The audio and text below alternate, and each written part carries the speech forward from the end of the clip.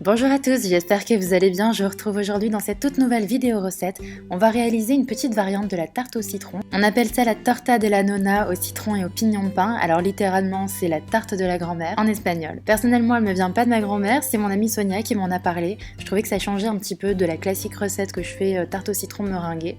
Et en plus de ça, ça tombait plutôt bien parce que je venais de recevoir un petit challenge de My Little Box. Pour l'occasion du mois de mars, ils ont sorti une box ultra vitaminée et du coup, ils m'ont proposé de réaliser une recette inspiré de tout ça. Donc je ne vous spoile pas toute la box, mais dedans on a un super petit presse-citron comme ça, donc ça sera parfait pour ma recette. On enchaîne justement tout de suite avec notre citron, de préférence bio, parce qu'on va récupérer l'écorce de citron que je viens râper comme ça. Ensuite, je le coupe en deux et on le presse avec notre petit presse-citron. Il est vraiment super pratique et mignon en céramique et moucheté comme ça, hyper facile pour le nettoyer ensuite. Donc je viens mélanger le jus de mon citron avec les zestes que j'ai fait juste avant et je mets de côté.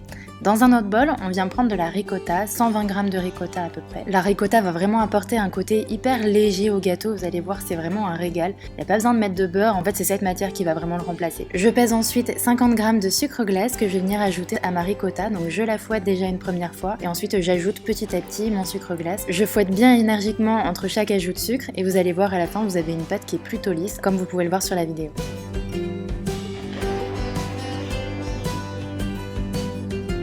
J'ajoute maintenant 2 œufs, je vais venir les casser un par un et à chaque fois je mélange entre chaque œuf.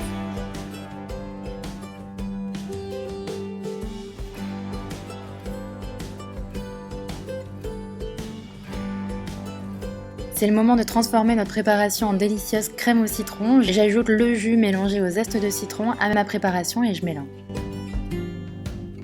Cette préparation est pour un gâteau d'à peu près 4 personnes, donc j'ai acheté un petit moule comme ça de 14 cm de diamètre. Vous pouvez voir la différence avec un moule classique. Je trouve que comme ça on a des gâteaux qui sont un petit peu plus hauts et nous on est que 2, donc c'est vrai que faire un très grand gâteau c'est toujours un petit peu trop. Après évidemment si vous voulez faire ce gâteau pour 6 ou 8 personnes, vous avez juste à doubler les quantités. Pour le fond de la tarte j'utilise de la pâte brisée, donc là je l'ai emporte-piécée pour qu'elle soit vraiment exactement à la bonne taille de mon moule. Vous pouvez également la mettre comme vous faites d'habitude, là c'est pour avoir un résultat un petit peu plus professionnel disons. Avec le reste de la pâte, je fais des petites lanières comme ça pour faire le contour de ma tarte.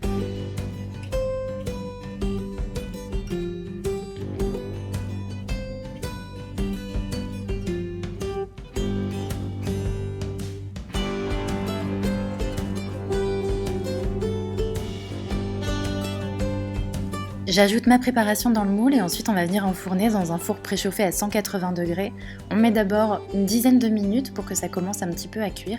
On va ensuite ajouter les petits pignons de pain, donc vous en mettez à votre convenance. Vraiment ça apporte un petit goût supplémentaire, donc n'hésitez pas à en mettre pas mal. Et ensuite on va continuer la cuisson pendant encore 45 minutes. Je vous conseille quand même de rester toujours à côté de votre four pour surveiller parce que ça dépend toujours, c'est assez différent d'un four à l'autre.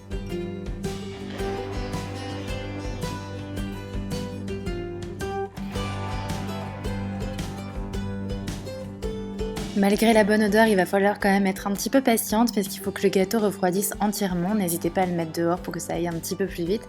Et une fois qu'il est froid, vous pourrez ajouter le sucre glace et le démouler.